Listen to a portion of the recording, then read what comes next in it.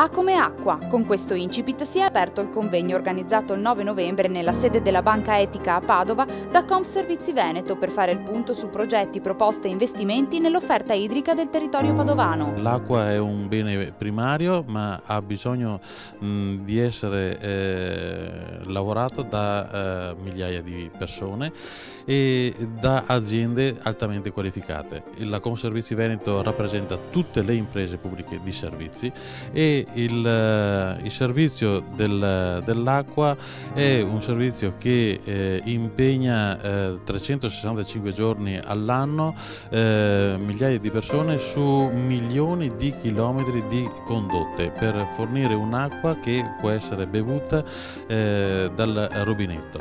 Credo che sia importante che si affronti il problema dell'acqua sia come acqua potabile che come acqua come bene del territorio. L'iniziativa è stata portata avanti all'interno della settimana UNESCO per l'educazione e lo sviluppo sostenibile dell'acqua e proprio questo è stato il tema centrale del convegno: promuovere un servizio idrico sostenibile e responsabile. Ci piace dire che l'UNESCO ci ha dato il proprio patrocinio, cosa che non accade a nessun'altra associazione regionale di categoria, e pertanto riteniamo di avere il dovere e l'obbligo di dare informazioni corrette, soprattutto su uno strumento, passatemi il termine, così delicato come l'acqua, soprattutto alla luce dei risultati referendari che sono stati sanciti dopo l'ultimo referendum.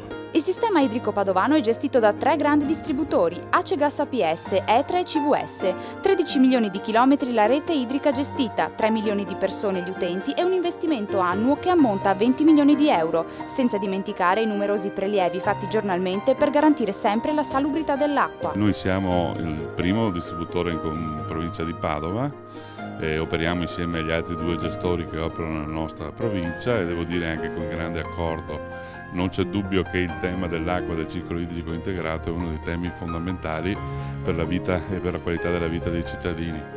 Non c'è dubbio che oggi le problematiche aperte sono tantissime, non c'è dubbio che sul tema dell'acqua le aziende, in modo particolare le aziende di distribuzione, sono molto impegnate. Per il momento non abbiamo ridotto i nostri livelli di investimento. La nostra azienda anche quest'anno ha investito oltre 25 milioni di euro nel ciclo idrico integrato nella provincia di Padova. L'industria dell'acqua, un bene comune da rispettare e tutelare.